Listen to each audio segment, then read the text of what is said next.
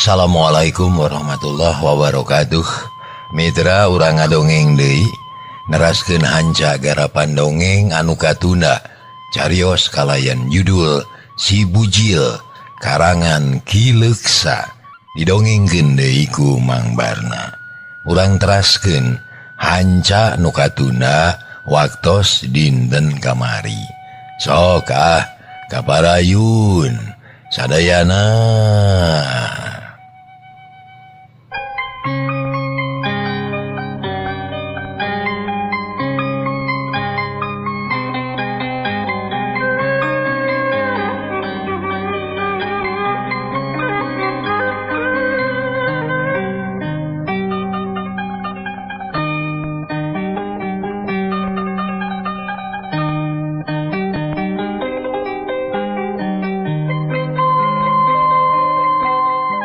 Mitra hanca nu katuna waktos dinten kamari teh aya Mang Luk nyi oneh tungkul manehna sok reuwas ari inget kadinya teh lantaran rumah salah nyahan aya asa teu percaya Mang mah bisi ngabohong pokona mah hanas di Bandung bebeja balik ari ka dieu teu nepi bisi kemana welosna gitu dah. Cek Mang Dasma ngahaja mancing nyi oneh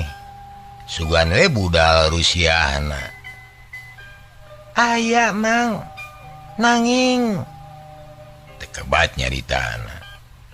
terkitu terojol bimaci nangeui baki di secain teh lalawuh naroti bakar 2 keureut oleh-oleh bawa Mang Dasma sok dituna hareupeun nyi oneh. Punten wae Nyai, saanya nama bibi anu comel. Tadi teh langsung bebeja ka Mangna, jan kitu carana. Aya nama ulah rek disumput-sumput. Da Mangna geus terangeun. Sok bebeja terus terang arah tere beres. Utamana mah kasieun Nyai sina leungit. Kahariwang jeung kacurigaan teh sina sirna. Salah ieu mun rek ngagugulung hiji pasualan anu can puguh salah benerna. Cek bimaci manehna mah teu malapa gedang heula da geus kanyawan ieu. Nuhun atuh Bi. Miwarang ka dieu teh kitu nya. Nya rek memeres bibi makarunya ieu. Oh Nyai mangge geus nyaho sanya nama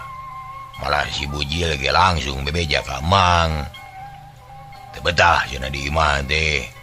asa di pangadilan loba nu ngadakwa. Kumaha tuh Mang kuring teh bingung. Ulah bingung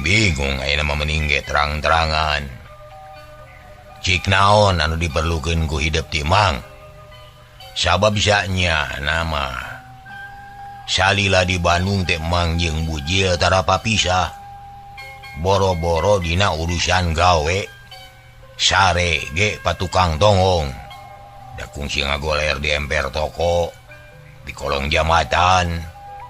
Tiris morongko teh istuning ngadu tongong we ngarahaneut. Tapi ka ayeuna ge kitu tara misah sare Mang mah. Percanten Mang kuring anu salah. Eta mah ke boga pikiran gitu kumaha mimitina. Saha anu ngahileudan, saha anu nyuluhan. Tade sing waspada bisi aya anu sirik, aya anu ngewa ka urang, terus we jijieunaan. Da tos kahartos Mang. Rumaos abdi teh atas sasar. Leres ngagugu teuing ka batur. Da eta cenah lalaki mah sok teloheor. Mun los ka kota teh sok jadi lingas. Sabab di kota loba anu herang. Bener. Teu salah. Di kota mah loba anu herang.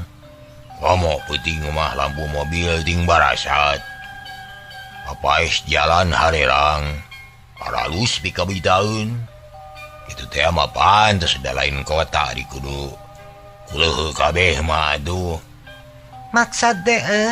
istri mang ya bener awg bayatak wow meunga tempat arerang garulis lalenjang mawalah awewe plastik ge aya loba we pokona mah moal kabilang teu salah nu ngabejaan gitu deh nyai di kota mah garulis karasep bararesih teu kuleuheu kawasi di urang Mang Das mah teu kapalang da memang bener kitu kaayaanana neme mamang nyebatkeun aya istri plastik kumaha maksadna mamang asa teu ngartos ya ari awewe plastik teh awewe imitasi atau palsu ari dangdanan juga awewe padahal jalu gitu eta teh loba di Bandung mah di daerah Kebon Raja ada loba teh gitu sing kalalayang di peuting ngalayang teh nya dan ukara itu aya jadi sagala aya di Bandung mah gitu maksad teh istri mang nya bener awewe ngan awewe plastik imitasi kutan kitu mang ya gitu ari geus kumaha atuh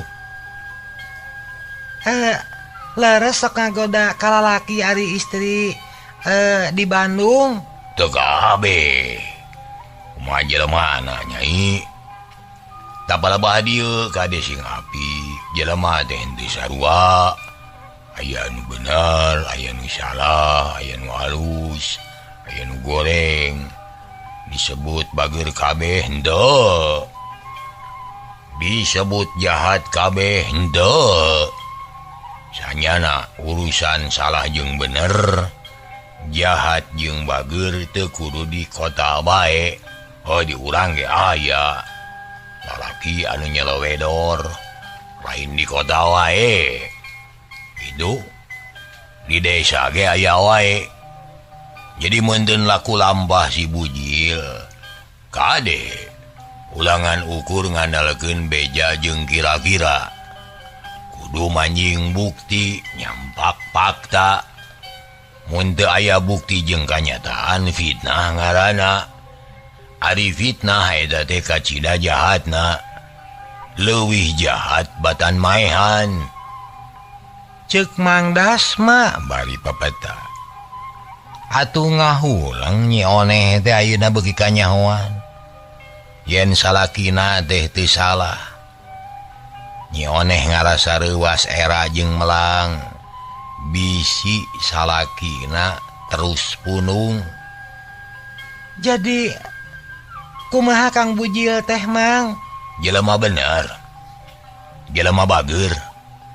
gede tanggung jawabna malakung si nyarita ka mang basa balik minggu kamari ge mawa emas eta teh cenah da geus cita-cita hayang cenah mang meulikeun ka pamajikan sacukupna duit we da lamun loba mah duit sakilo cenah meuli emas teh itu nyarita ka mang ari pek teh geuning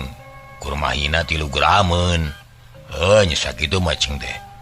halus we bisa ngeureut neuneun ceuk mang deh omongna mah keur nyai cenah tapi kabaksa dibawa deui bongan anu rek diberena kalah ka ngajak perang nya kuring teh rumasa mang hampura we kitu kade engke mah ulah teu balik ceuk nyi oneh bener-bener percaya kana omongan Mang Das mah sabab mustahil Mang Das mah ngabohong sabab Mang Das mah anu ngajak usahana oge tak kitu nyai matak cek bibi ge ieu kade ulah sok babari ka pangaruhan sabab ieu ari batur mah mun nya urang senang teh sok sirik mun nya urang sangsara ngeprokan darang langka nu daek mirosea mana komo jeung wani ngajait hade goreng oge gumantung ka diri urang pribadi eta teh muhun bi ka hartos bos ayeuna mah teu kudu loba pikiran nu geus mah geus we ngan kahareupna kudu jadi perhatian paceng kadan pabentar paham eta biasa ngan kade ulah sok babari menta talak ngewa eta teh awewe mah kudu dipahing pisan salah eta teh marukan teh kumaha ditalak kunyai kudu dipikir kulalaki geus panas hatena geus teu bisa ngadarikeun dirina saanyana kurag-rag kecap ge talak geus jadi artina syah hiji awewe narima talak kitu ge mun aya saksi nu matak sing apik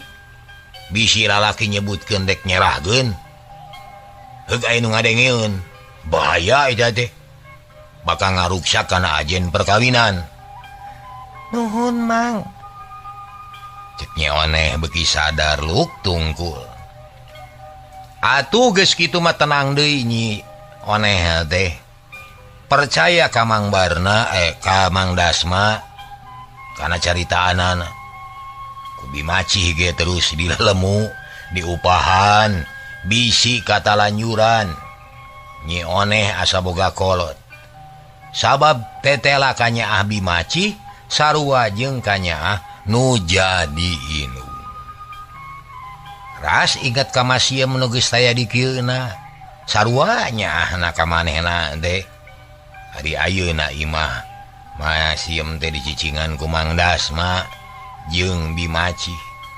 atuh nganyang ka dinya teh asa nganyang ka mitoha aya nyai aya hiji hal anu rek ditebikeun ka hidup kade sing narima kana naon-naon anu keur kaalaman mun urang keur senang kudu ingat ka pangeran ulah poho syukuran mun keur sedih keur tunggara sagala teu boga kudu sabar jeung tumarima ulah aral subaha sabab nasib jelema teu anger sokeun aku Allah gingsir tetep dina hiji martabat mana komo kayan mang jeung si bujil estu ka cida riweuhna ka cida sulitna memang ayeuna keur dibere untung ku pangeran teh dibere rejeki boa isuk pageto mah kumaha mang teh teu bisa ngaramal Mang Dasma nyarita deui mepelingan ka nyi oneh usaha naon anu saanyana mang da geuning Kang Bujil teh unggal kuring bebeja rek milu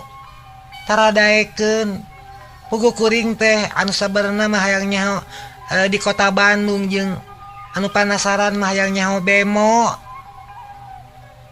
ceuk nyi oneh keukeuh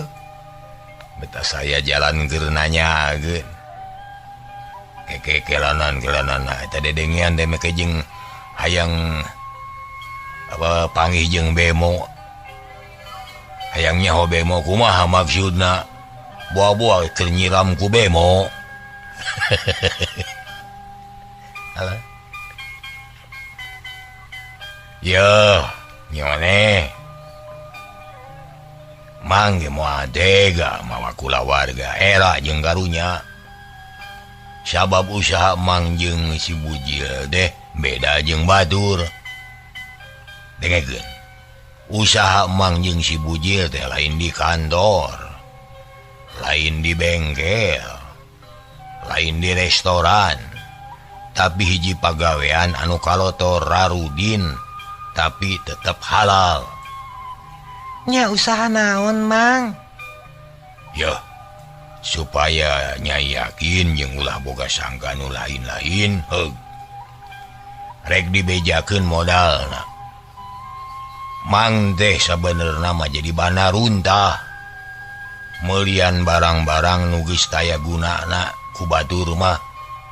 malah menang mulungan dina tempat pamiceunan runtah mun geus numpuk geus loba kakara dijual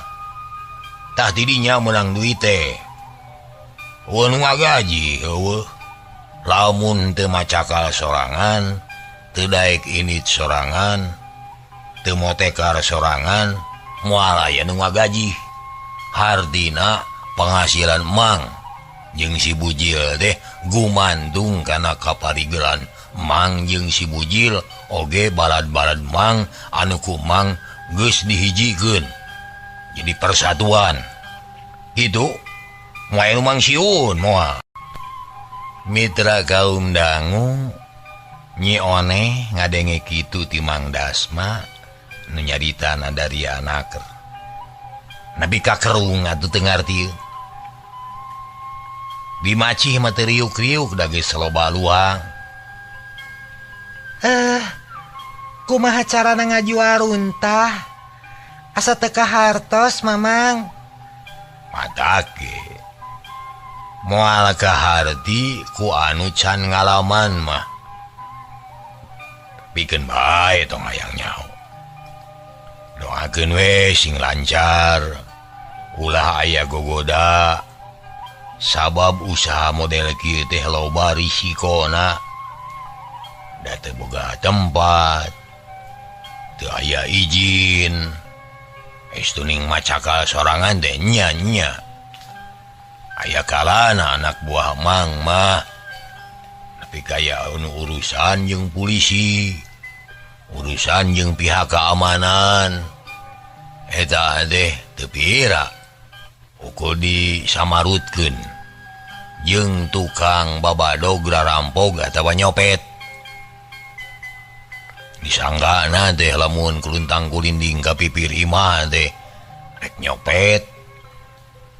nya eta oge teu alus kabeh aya di antarana anu boga kalakuan gitu minangkana mah di pagawean mang oge aya oknum tong boro-boro di kantoran tong boro-boro pagawe negeri atawa pagawe naon bae sok aya eta teh nu kitu cecermed cacakan eta mulungan runtah gitu dah aya we ngesok daek panjang leungeun tapi da cek mangge teu kitu kabeh lantaran alhamdulillah ai keur mang mah kabeh anu asup ka perkumpulan mang mah utamana anu sok ngajual barang rongsokan ka mang mah kabeh oge disiplin eueuh nu wanieun kitu gitu sabab aya weh nu wani cokot barang batur atawa ngadawuan bongohna tinu boga tuluy kaasupkeun dibawa ka tempat penampungan mang ganyahoan ku mang tara ditarima deui lamun ngirim barang teh kajeun geus we diputus minangkana mah lamun di pagawe negeri mah dipecat putus itu dah kahartos atuh jadi kudu kumaha kuring teh Mang ongkoh kahartos tapi kudu kumaha geus mengbeung aya usaha kudu bisa ngeureutneun kudu bisa nyengcelengan sabab kudu inget keur waktu teu boga jeung kudu inget jelema mah aya cager aya gering tah keur gering mah apan moal bisa usaha serengkeun biaya mah tetep perlu jadi kudu boga tutundaan keur pibekeun gering lain ngarepkeun gering tapi kudu sadar kana takdir manusia anu tara cager salilana tak kitu we ayeuna mah nyai kade ulah rasa maneh keur loba duit terus royal sagala dibeli eta teh salah sabab duit mah gede leutik ge beak wae jambe teh saeutik kudu mai loba kudu nyesa tak eta jambena ceuk Mang Dasma Nyi Oneh sadar yen dina dirina loba keneh kakurangan papanggih jeung Mang Dasma teh beuki karasa mangpaatna atuh satuluyna mah geus teu asa-asa mun aya naon-naon teh nananyakeunana teh ka Mang Dasma jeung ka Bimaci gancangna carita Mang Dasma geus init deui ka kota we nya Nyioneh teger hatena percaya karena diri pribadi di imah rajin digawe bebersih beberes di imah jeung diburuan duit nu aya dijejehkeun henteu dipake teu puguh atuh basa si bujil datang teh geus teu aya pasoalan naon-naon lancar we pikabungaheun malah asa jadi panganten anyar deui nyioneh bunga si bujil ngarasa bagja kongkorong teh tulus dibikeun ayeuna mah malah basa si bujil rek init deui make dijajabkeun sagala ayeuna mah tapi kawado karasa nikmatna rumah tangga teh si bujil atuh beuki sumangat usahana.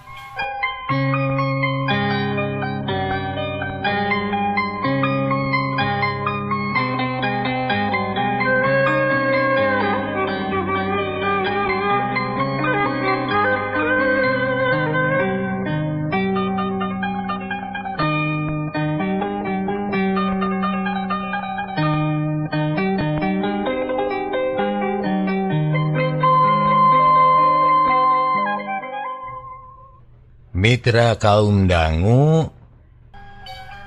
berang deui beuting deui gunta-gantina poe meh teu karasa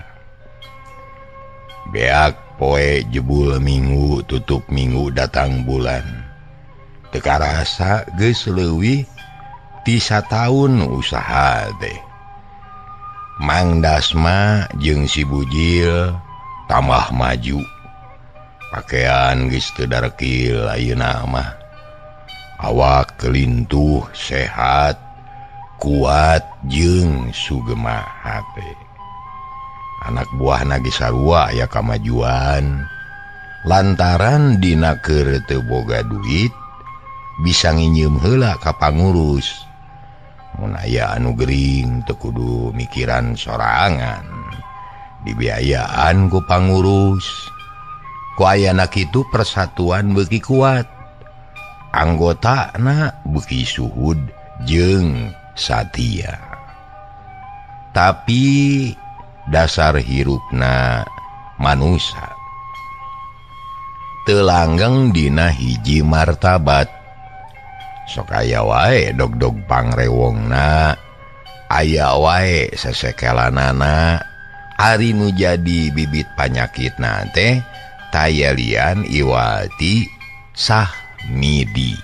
hemut keneh mitra Sahmidi mohon Ari Sahmidi tisaprak gagal jadi tukang jamret manehna jadi leungit pacarian teu bisa usaha mulungan runtah geus teu daek nu sejen atuh teu manggih nya akhirna luntang-lantung teu puguh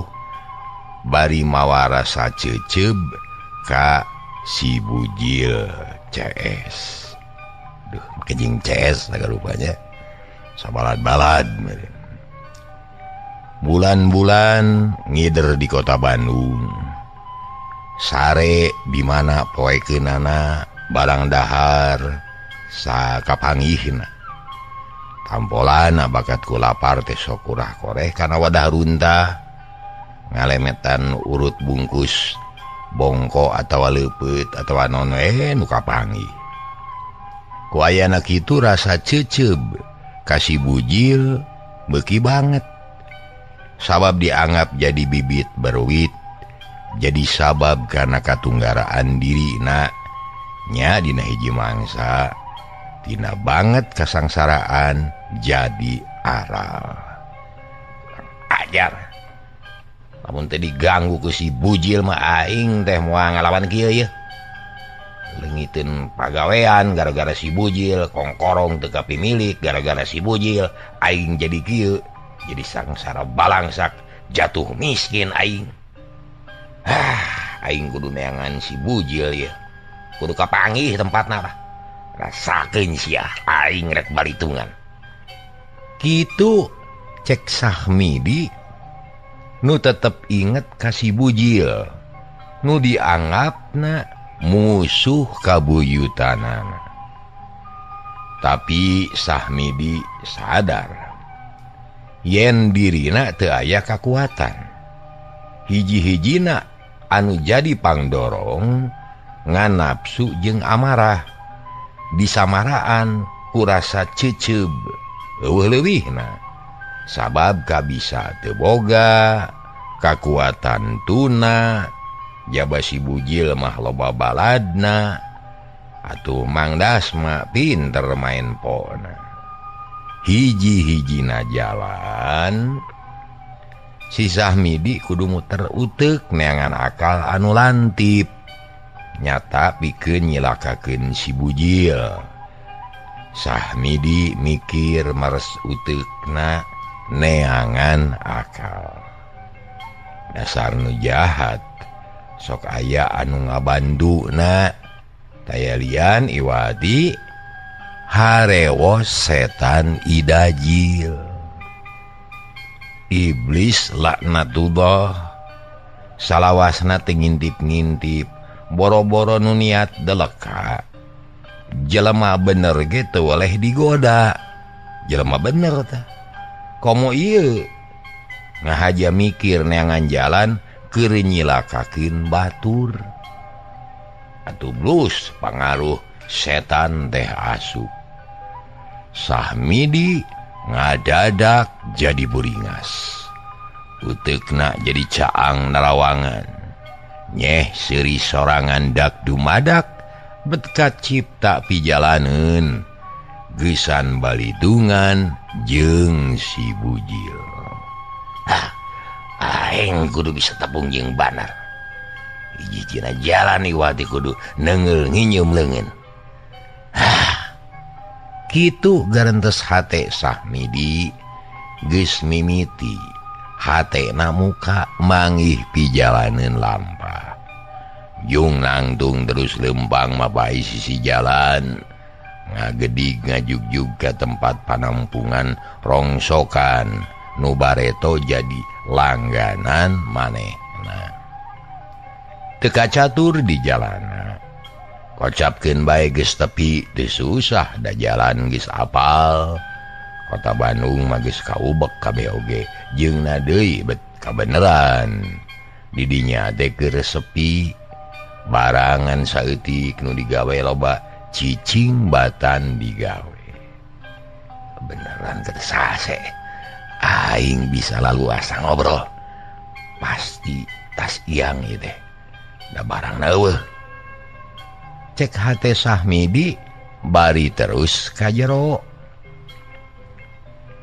barang jol aya nu megatan dari kemana yuk ngelonjong dari tuh sing jauh sing jauh cek hiji lalaki bari nunjuk kanu jauh musir ka Sahmidi lantaran kaayaan Sahmidi ayeuna beda jeung bareto awak begang buk jabrik jeung Rarudin kawas nu gelo minta idin ayang tepung jeung bos ya cek Sahmidi saha maneh makanya kenepungan dunungan kami cek eta lalaki muncereng tu ujug-ujug ngidinan ngaran kuring Sahmidi bareto mah sok ngajualan barang ka dieu ngiriman kan geus rada lila eureun ya aya anu hianat ka kuring cek Sahmidi teu euleum-euleum eta lalaki kerung terus melong rada lila nalek-nalek beungeut Sahmidi bener akhirna mah apal kana keuritan beungeutna pok atuh ngomong rada leuleuy oh maneh teh Sahmidi nya rek naon nyata ya perlu lah berkepentingan perusahaan kuring mah karunya kadudungan bisi bangkrut sabab di dia aya nu jahat cek Sahmidi beuki wani ngomongna eta lalaki ngalieu ka batur nu keur silatutug bari udud nu diliuk surti jung cengkat terus nyampeurkeun naon we pokna nanya bari malong ieu Kang si Sahmidi rek nepungan dudungan ari ngomong nama rek nepikeun pasualan penting can nepikeun keselamatan perusahaan cek eta lalaki nu nya nu sanya nama ngaranna teh Suhawi euy sok beja heula ka dewek cekna saurang deui katelahna teh Darsa ka dieu atuh tang tuh aya anu ngajualan barangnya ka dieu aya teu tadi antara eta jalma teh aya anu ngaran Bujil eta jalma teh jahat tukang babadog rarampog culika deleka licik jeung pinter nipu mun aya ka dieu kudu ditangkep lapor ka polisi euy cek sami di bari papata naon kira-kira nu mana jelema ye sabab beunang dihitung sok ngajual ka dieu mah geus sataun deuleu usaha ieu jembling mun tadina sok yang ngapoe teh ayeuna mah ukur saminggu sakali puguh ge hah moal nya ari bobatan kuring anu sakitu lobana sok ka mana ngajualna nya Sahmidi heran lantaran unggal poe ge sok mineng mangihan urut babaturanana sok rayap di tempat runtah ngajalankeun pagaweanana sepede naon usahanyana tujuan maneh nya rek kabejaan ka dudungan anjeun kade sing waspada mun narima barang ti si Bujil eta teh meunang ngalingan euy mun aya nu wajib ka dieu ieu perusahaan bisa dituding jadi penadah malah mun teu salah mah mayana kungsi urusan ngeunaan sok malingan urut jalan kereta api beusi rel kereta api tak itu tujuan kuring teh tapi lamun si Bujil tara ka dieu na ka mana ngajual nanya cek Sahmidi kalah malik nanya hah Sahmidi lain ai babaturan maneh kamarana ye nah geus adeureun mulungan rongsokan teh nah tara datang di ka dieu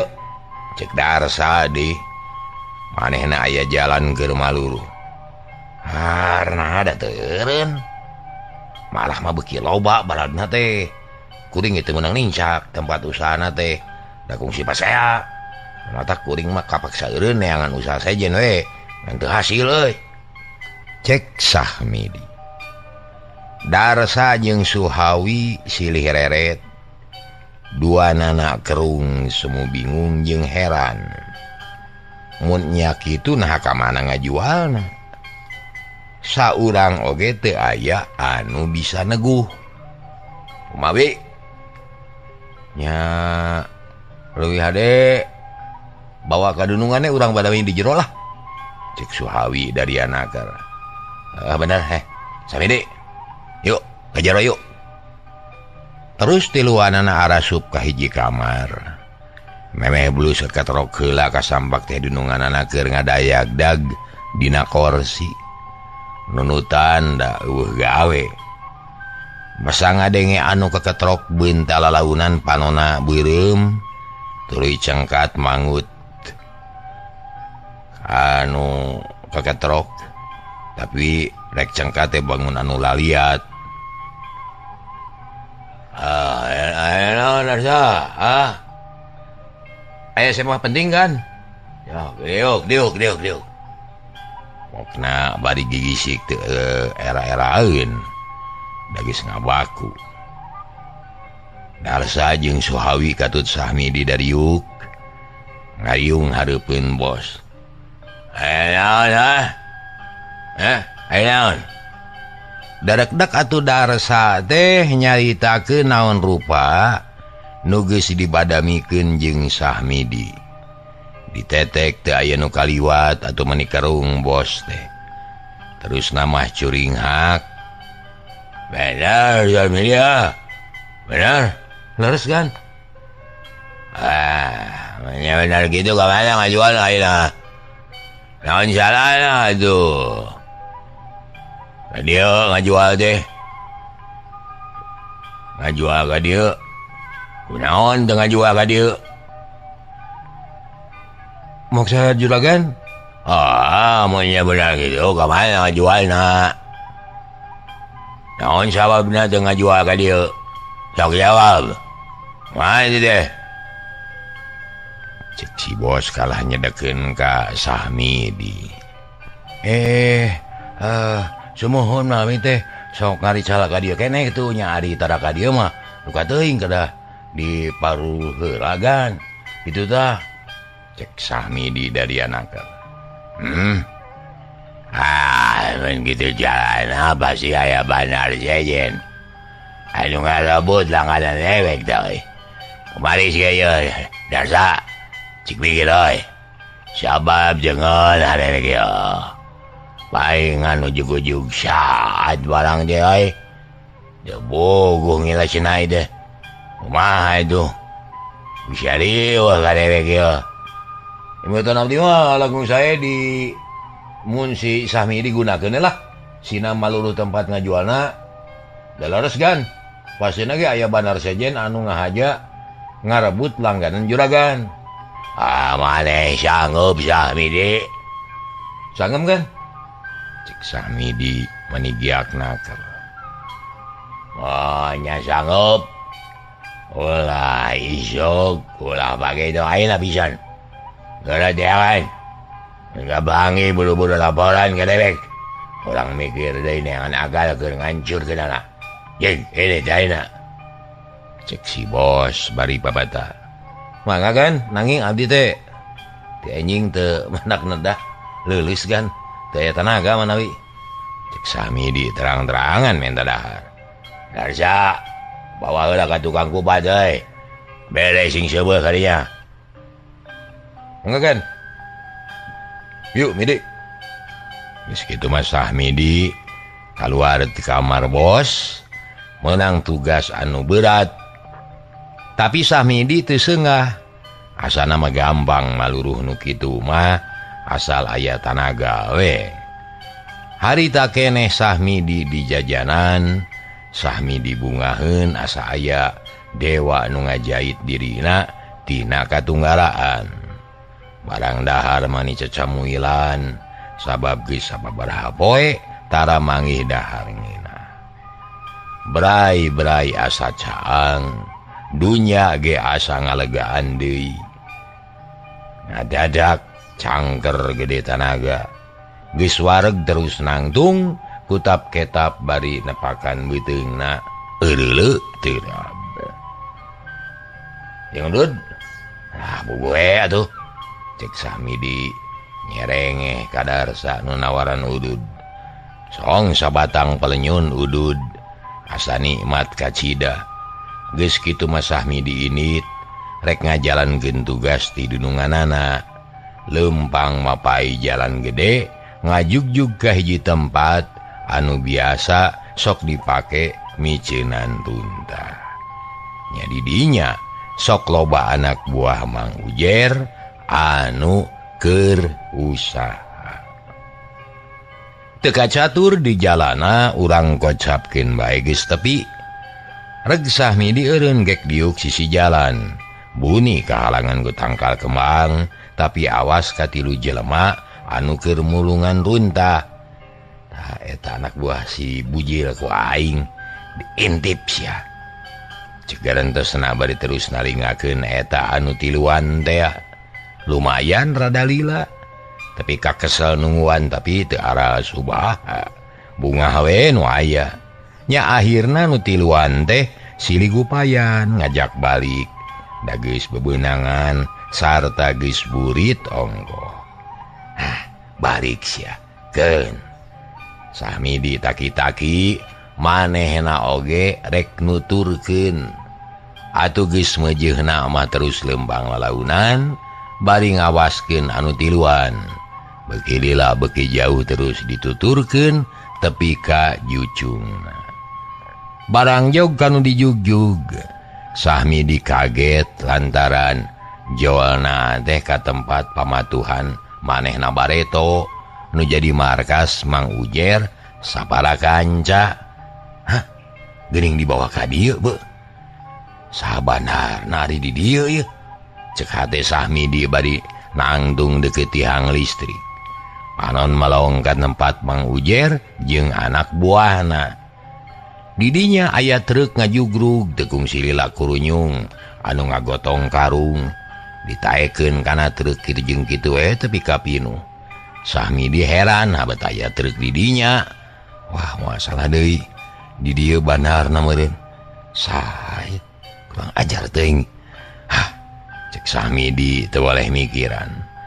Tekung si lila gerung truk disada, geleser maju lalaunan, ku sahidi dipalong disidik-sidik. Ana breh dihareup aya nu wawuh. Mana horeng Mang Ujer jeung si Bujil. Geuning si Bujil nu jadi banarna. Kurang ajar. Samidi kekerot bakat ku amek. Terus ngadukeun peureup jeung dampaleungeun, ngabudalkeun amarahna. Samidi ngeteyep ngadeuketan tapi susulumputan. Bisi kanyawan ku anak buah Mang Ujer. Geus tepi kanu buni malong ka tempat panampungan barang. Breh loba jelema balawiri nu milih nu ngilo nu diuk nu leuleumpangan. Ku sakitu ge Samidi geus ngarti yen bener ayeuna mah anak buah Mang Ujer teh geus maju, teu ngajual ka bandar sejen, tapi aya bandarna di dinya. Kaciri loba barangna lamru jeung aya timbangan deui, karung numpuk can katarik ku truk. Salah di dieu bandarna ieu ya. Kurang ajar. Paingan kasih bos tiiseun, usahana bisa bangkrut kaya kieu mah. Dilaporkeun ku aing mah. Samidi teu mikir panjang. Geus kapanggih kitu mah buru-buru init rek laporan ka dununganana. Di jalanna teu leleda malah mah milih anu deukeut. Kirawanci tunggang gunung jog-anjog kanu dituju. Malah mun boga ongkos marekana beca ngarah gancang, tapi hanya ka teu boga duit, tapi teu burung tepi leumpang ge. Barang gok can aya nu balik kabeh pagawena araya keneh. Padahal biasana mah geus bubar wanci kitu teh.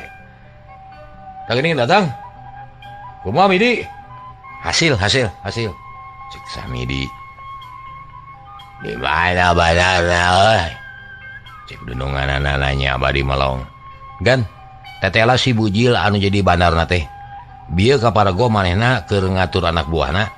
Naikeun barang kana truk, terus milu kana truk, rek iang jigana mah. Maneh abal truk kumaha? Huluna teh beureum, supirna kolot. Nomerna sabaraha? Teu ningalian nomerna. Teu ngarti da ngan sidik dina kaca hareup teh aya gambar hulu anjing. Eda mah truk babah daong aduh. Kurang ajar basi ngajuana kasih babah langganan dewek dah. Bangsat, lain anda boy. Bos amak lantaran asa direbut usaha. Kumaha tuh kan? Cek darasa. Kudu mikir heuleuy. Lah kumanya? Dewek amak ya amak bisanya. Waingan ka dewek sajar aya nu ngajual. Unggul hiji-hijieun. Mun kitu mah si Bujil pasti balikna burit. Urang pegat we urang tampiling mun perlu wadaran. Cek darasa manehna milu amek. Cager wahara Mitra hanya ka kepejeng nenglong deui ka dieu heula hapunten samuday kalepatan insyaallah enjing tepang damudi. Atur nuhun billahi taufik wal hidayah. Assalamualaikum warahmatullahi wabarakatuh.